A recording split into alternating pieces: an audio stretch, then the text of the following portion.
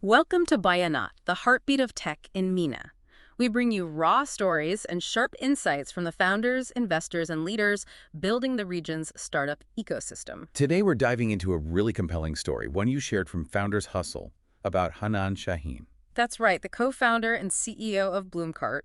They're billing it as MENA's first try-before-you-buy software for e-commerce, which is, well, it's quite a claim. It is, and our goal today is really to unpack Hanan's journey. It wasn't a straight line.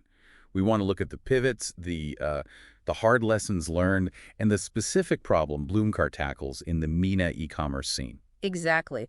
Whether you're a founder yourself, an investor scouting the region, or just keen on tech businesses here, there's a lot to learn from her path. Definitely.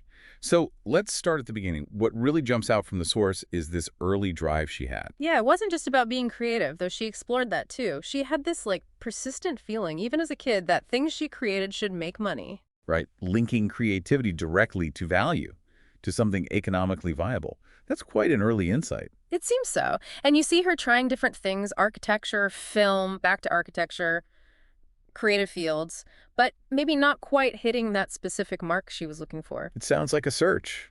And she frames entrepreneurship itself as a continuous journey of self-exploration, not just, launching one company. Which is such a healthy perspective, right? Yeah, Because the path is rarely linear, setbacks become learning moments. absolutely essential mindset. So this search leads her to her first actual business. And like many startups, it came from a personal need. Planning her own engagement, apparently. Couldn't find what she wanted, so she built it an event planning company. And it took off. The source mentions big names, Facebook, major banks, embassies across Jordan, Abu Dhabi, Dubai. Pretty impressive for a first go. Seriously impressive client list. But here's the twist, and a huge lesson for founders listening. Success isn't always what it seems. Exactly. She had the skills, she was great at planning events, but she learned the hard way that that's very different from running a business. She talks about being in her early 20s, driven by ego, feeling she had to control every single detail herself. Oh yeah, that's a classic founder trap. You're good at the thing, so you think you have to micromanage everything around it. But that led her to realize she had growth, more clients, more locations, but not scalability. The business depended entirely on her. Which inevitably leads to burnout.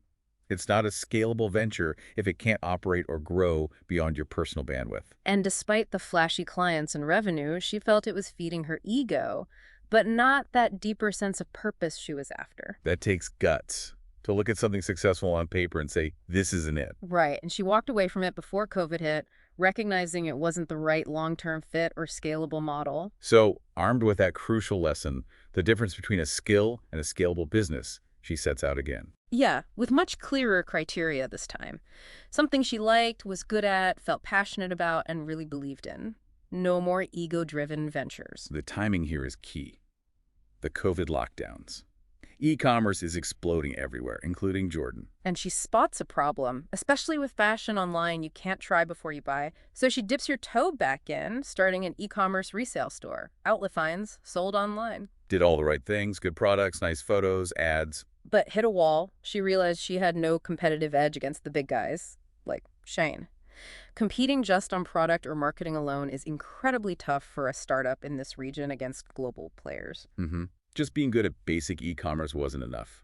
Then came the experiment, the golden insight. The Try Before You Buy campaign. Simple idea, but pretty radical for the region at the time. Order stuff, try it at home, only pay for what you keep. And the results. Immediate, dramatic. The source says her average order size leaped from 2 items to 7 items. Wow, from 2 to 7. That's Yeah. that's a massive jump, like 250% increase. Huge. It proved the concept solved a real customer pain point.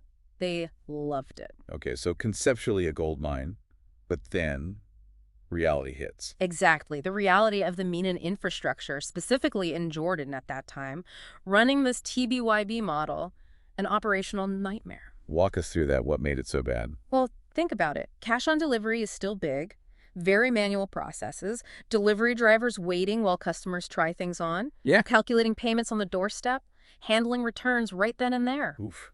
No tracking, no automation. None. No tech layer to manage which items were kept, which return, process payments smoothly, update inventory. It was just chaos. So customers loved it, sales spiked, but the back end was completely unsustainable. unscalable. Totally. Draining resources, but the core insight was crystal clear. Customers wanted this. It boosted conversion, order value, satisfaction. This operational pain, though, sparked the big pivot. The realization that the value wasn't the clothes she was selling. It was the try before you buy experience itself. That enabling mechanism was the real opportunity. And that's the birth of Bloomcart as a software company, shifting from using TBYB to enabling others to use it. Right. She looked at platforms elsewhere, like Black Cart or Try Now in North America. But saw they wouldn't just work here. Those are built for markets with high credit card use, mature logistics, different consumer habits. Exactly. MENA's landscape is fragmented. Different regulations, logistics capabilities vary wildly country to country, diverse payment methods, unique trust issues. So Bloomcart had to be built from the ground up for MENA's complexities. That specificity is key. And they picked Jordan to start. She calls it a great kitchen for startups. Makes sense. Smaller market, well-connected, good tech talent pool.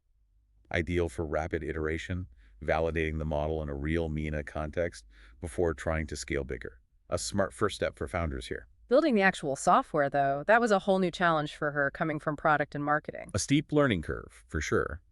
But she understood her job wasn't coding, it was communicating the vision effectively to the tech team. Critical skill for non-technical founders. She learned fast, studied similar products, sure, but she really highlights the importance of user stories. Yes. Essential. Yeah. She says you just can't build good tech without them. They translate the business need into something developers can actually build, preventing wasted effort. And that fueled their iterative approach. No big bang launch. Start with prototypes, test, get feedback, evolve. And they really talk to users. The source mentions over 400 e-commerce brands. 400. That's deep customer discovery. It helped them zero in on fashion retailers as the prime initial market. And interestingly, she connects this back to her creative roots, seeing tech development like designing or building anything else. You build, test, learn, iterate. It's a creative cycle. Okay, so they build it. How does the Bloomcart software actually automate that nightmare she lived through? It streamlines things. Customer orders, payment is authorized but not charged. Okay, key difference. Hold, not charged. Exactly. Item gets delivered. Once delivery is confirmed, the customer gets a link to a return portal. So it moves online. They select what they're keeping, what's going back. Precisely. Then Bloomcart helps coordinate the return logistics using things like WhatsApp, which are common here, to arrange driver pickups. Driver picks up, takes it back to the brand. What happens then? Brand checks the return's condition, authenticity. Once they accept the return in the Bloomcart system, then the finances settle. How so? Bloomcart processes the refund to the customer for the returned items and releases the payment to the brand for the items they kept. Got it. So the loop closes much faster and more cleanly. And this is where it's really different from just offering free returns. Right. She emphasizes that. Free returns are a policy. TVYB tackles the reason for the return, the uncertainty of buying unseen.